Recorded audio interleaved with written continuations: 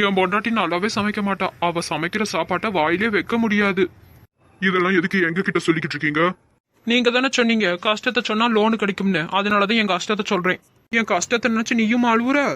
ஏயா நான் சமைக்கிற சாப்பாடு நல்லா இல்லைன்னு பேங்க் காரண்டையே சொல்ற. உனக்கு என் மேல கொஞ்சமா அக்கறை இல்ல.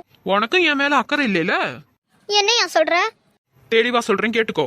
இப்ப நம்ம ஹோட்டலுக்கு கிளம்பி வந்தப்போ நம்ம 2 பிள்ளைகளையும் பக்கத்து வீட்டு லீலா வீட்டுல விட்டுட்டு வந்திருக்கோம்ல.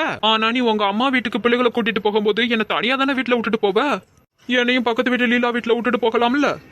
ஓஹோ, உனக்கு அப்படி ஒரு நினைப்பு இருக்குதா? உன் கூட என்னால வாழ முடியாதியா? இப்பயே ஜன்னல் வழியா குதிச்சு சாக போறேன் போ.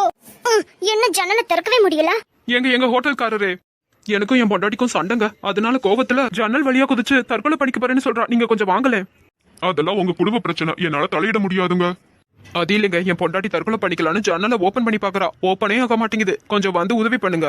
நீங்க ஒழுங்கா மெயின்டைன் பண்ணாதனால தானே ஜன்னல் ஓப்பன் ஆகல.